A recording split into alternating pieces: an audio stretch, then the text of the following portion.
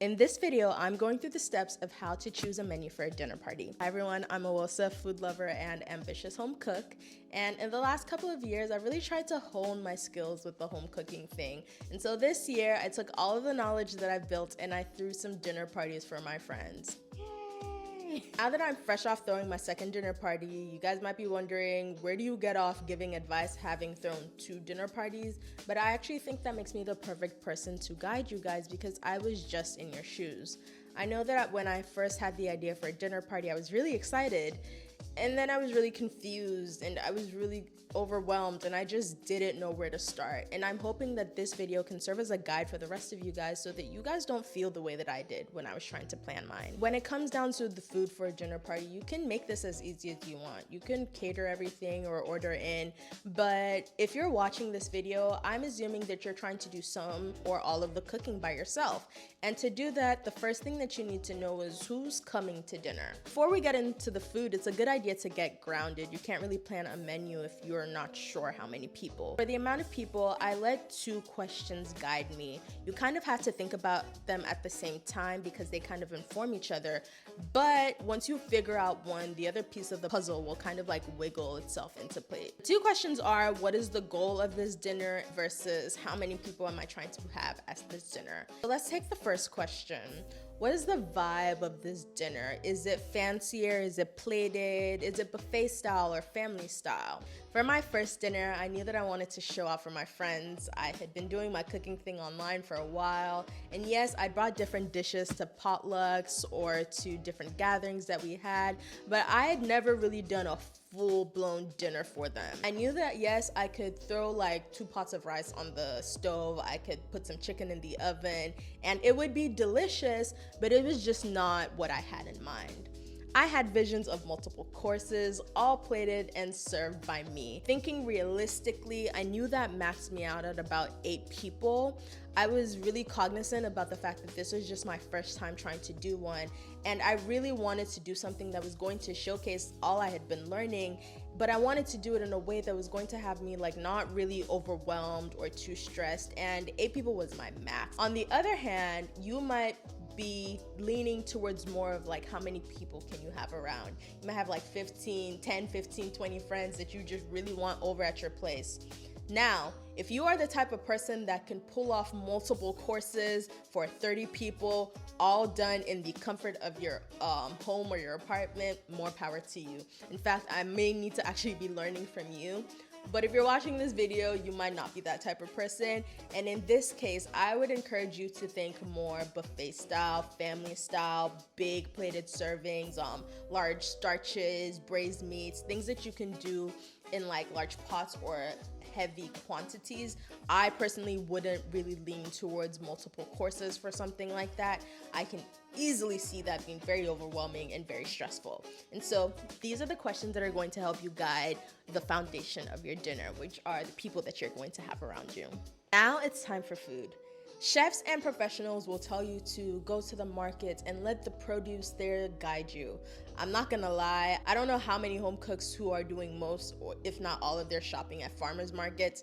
If you have that available to you easily, great, but I know a lot of people are just relying on supermarkets and the grocery stores around that, and there is nothing wrong with that. If you're most likely shopping at a grocery store, they are shipping in their produce from around the world at different times anyways. What we get is what we get.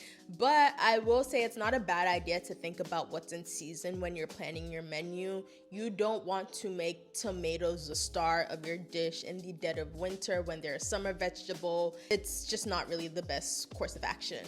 But if you do have your heart set on something that's just not in season, I would encourage you to maybe see if you can find the items frozen or canned. Items that are processed for frozen or canned are usually processed at the peak of their freshness or their ripeness, and so that might be a good route to go. But we're not going to get too much into the grocery shopping in this video. I just wanted to put that out into the air because you do have to think about the things that will build the meal that you are shopping for. Okay, now we're ready to get into the menu building. And the first thing you want to do is to choose your North Star. This is what's going to inspire your menu, and this is what you're going to build it around. This can be flavors of a particular region or cuisine, like going the Caribbean roots and doing a jerk chicken for your friends, or it could be a specific recipe that you want to try, which has actually been what has guided my dinner parties. It could even be a theme, like doing a tea party or a Galentine's Day. After I have my North Star, I think about how I can build a meal around it while keeping balanced flavors and a well-rounded, delicious meal in mind. Your goal for the end of your dinner party is to make sure that your guests are well fed and they have been served a delicious, cohesive, elevated meal. This is where your North Star comes into play. I'll give you an example of how I built mine. I knew that I had a butternut squash kind of in my mind, and it was going to be around fall for the date that I had finally chosen. And so I decided to lean into the fall flavors with that butternut squash soup in mind.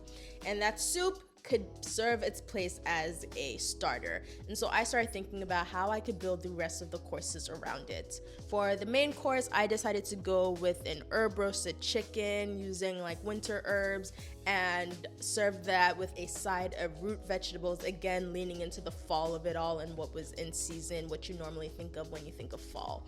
For dessert, I decided to do a brown butter dessert. This was my favorite banana bread, but I really leaned into it by adding in a pecan brittle, which I felt was kind of like, pecan pie. It's like a fall thing. Rounding out a meal doesn't always look like multiple courses. When you have your jerk chicken in mind, you might be thinking about how you can build the rest of the plates around it. And so now you're thinking about your rice and your peas, you're thinking about your cabbage, and you're thinking about your fried plantain. If you decide that you do want to do that jerk chicken from earlier and now you're looking for a side, why not go with what's already known, what the flavors that are already known to be good with that? You don't have to reinvent the wheel here, guys. When you choose a region that you want to cook from and you stick with the flavors of that region, you're just making your life easier because you know these things already go together. If you are doing the tea party thing, you might not even be thinking about a full plate of food. You might be thinking about all the other tiny dishes that you'll have or that you'll be serving at the dinner party that will round out the meal for everyone. The goal here is not to build a menu with multiple courses per se. The goal here is to just make sure that everyone is well fed, and that can be achieved in a variety of ways. So this part of the video is for those of you guys who are really trying to do an elevated dinner party. You want to step it up from just the typical having your friends over after work to eat dinner. And to do this, you want to make sure that you're introducing contrast throughout the meal. This looks like crunchy bits against soft bits. This looks like adding in acidity where there's a lot of like heaviness just to cut through that. This might sound really overwhelming, but trust me guys, you do this all the time. Whenever you add croutons into your salad at a salad bar, you're introducing crunchy bits against softness. You're introducing texture into a plate. Whenever you're at your dinner table for Thanksgiving and you drizzle on some gravy onto your roasted chicken and roasted potatoes, you're introducing moisture onto an otherwise kind of dryish place. You're also introducing another element of flavor. When you go to dinner and you order an appetizer, you order your main and you order your desserts, keeping in mind the things that you want to eat and the things that taste good together, you're building a menu. So you guys know how to do this stuff already. It's already innately in you. I'm just making sure that you have that at the forefront of your mind while you build this dinner party menu out. Guys, there are no rules here. I'm not the fun police. You can do whatever you want, but the guidelines that I'm giving you are supposed to just serve as a way to actually make your life easier. The stuff isn't difficult. It's just actually making it a little bit more elevated and a little bit more fun. As you are building your menu out, I would caution you, try not to get too ambitious. I know that you might want to do everything, and if you think you can pull it off, go ahead, but try and make sure that you're not building a menu that when the day comes, you'll start regretting, like, why did I do so much? Why did I choose to do so much? It might be easier to just do a couple of items well, rather than trying to do too much and overextending yourself. And on that note of choosing a menu that's not going to be overwhelming or have you stressed, I try and look for the easy wins where I can. For dinner parties, if you choose items that can be prepped, most if not all of it ahead of time, that is a great idea. You can also lean on store-bought for certain items in your cooking or for certain side dishes or for certain parts of your meal. Dessert is actually a great place to get store-bought. You don't have to bake a cake from scratch just because you've decided to throw a dinner party. No one is forcing you to do that. Now that you've chosen your dishes, you want to stop thinking about them as separate dishes and instead weave it together into one giant recipe. We will refer back to this in this series, but for now, we just want to make sure that you haven't chosen a menu that's going to be clashing and fighting with each other.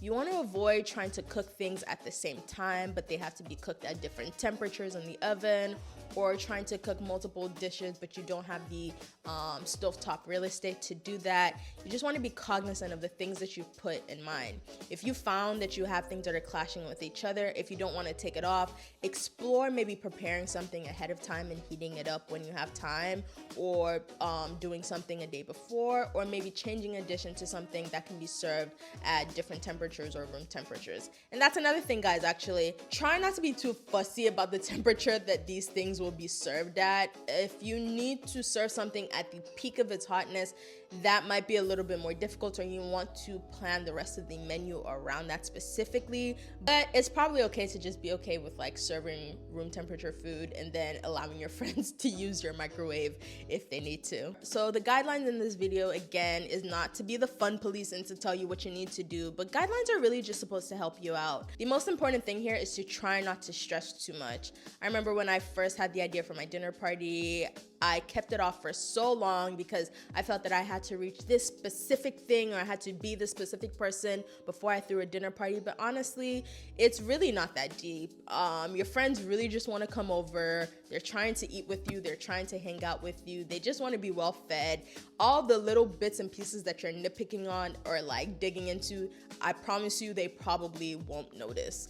At the end of the day, the goal here is to just have your friends around you, and the food is a means to an end.